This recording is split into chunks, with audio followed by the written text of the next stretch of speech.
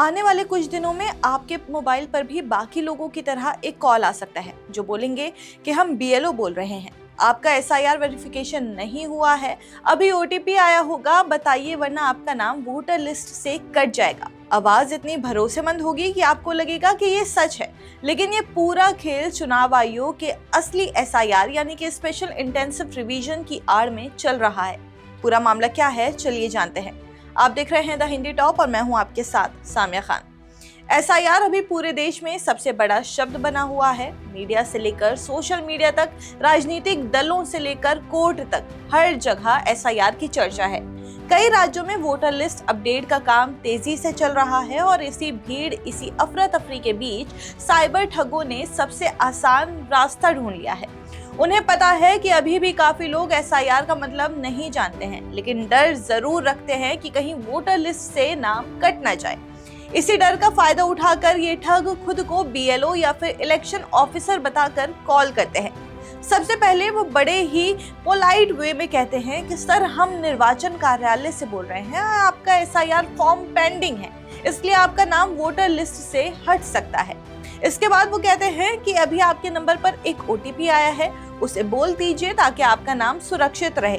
कई मामलों में वो व्हाट्सएप पर लिंक भेजते हैं और बोलते हैं कि ये एसआईआर फॉर्म डाउनलोड करो, इसमें डिटेल्स डालनी है। एसआईआर सरकारी प्रक्रिया का नाम है, इसलिए लोग इसे असली समझ लेते हैं और यहीं से ठगी की शुरुआत होती है। एक बार आपने ओटीपी बताया या लिंक खोल लिया, फिर बैंक बैलेंस का खाली होना सिर्फ समय की बात है। देश में कई ऐसे मामले आ रहे हैं जहां लोग एसआईआर के नाम पर लाखों की ठगी का शिकार हो गए हैं। लोगों ने सोचा कि उनका वोट कट जाएगा, इसलिए तुरंत ओटीपी दे दिया।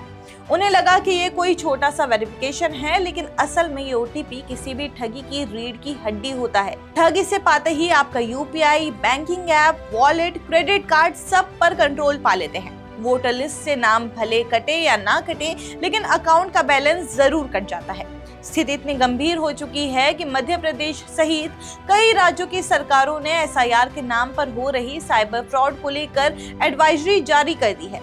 इसमें साफ कहा गया है कि कोई भी बीएलओ, इलेक्शन कमीशन अधिकारी या सरकारी संस्था आपसे OTP, bank details, UPI pin, card number या फिर पर्सनल पासवर्ड नहीं मांगती, न फोन पर, न मैसेज पर, न व्हाट्सएप में। और सबसे महत्वपूर्ण बात, इलेक्शन कमीशन कभी भी कॉल करके वोटर लिस्ट से नाम हटाने की धमकी नहीं देता है।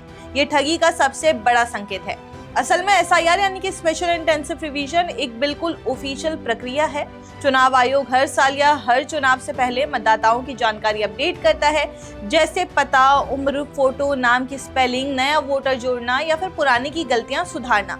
इस प्रक्रिया में या तो आप खुद फॉर्म ऑनलाइन भर सकते हैं या फिर बीएलओ आपके घर आकर सारी जानकारी लेते हैं, लेकिन इसमें कहीं भी ओटीपी, बैंक डिटेल या कोई डिजिटल पेमेंट शामिल नहीं है।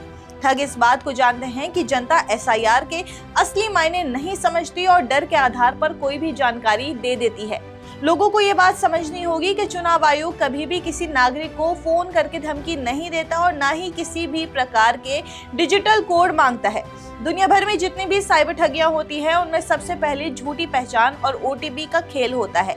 जैसे जैसे चुनाव की तारीखें नजदीक आएंगी, एसआईआर से जुड़े कॉल और बढ़ेंगे, क्योंकि ठग जानते हैं कि यही वो समय है जब लोग वोटर लिस्ट को लेकर सबसे ज्यादा संवेदनशील हैं।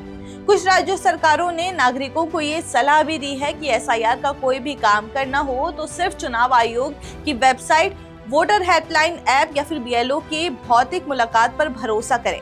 अगर कोई लिंक, पीडीएफ या फिर एपीके फाइल भेजी जाए तो उसे बिल्कुल ना खोलें, क्योंकि ये फोन में मालवेयर डाल सकती है। एक बार मालवेयर फोन में चला गया तो ठग आपका स्क्रीन, पासवर्ड, बैंकिंग ऐप सब कुछ रिकॉर्ड कर लेते हैं। एसआईआर के नाम पर किए जा रहे ये फ्रॉड इसलिए भी तेजी से फैल रहे हैं क्योंकि ये शब्द अभी पूरे देश में चर्चा में है। हर घर में वोटर लिस्ट का काम चल रहा है, लोग फॉर्म भर रहे हैं, बीएलओ घर घर जा रहे हैं। ठगों के लिए सबसे आसान समय है असली और नकली के बीच की लाइन को धुंधला करने का।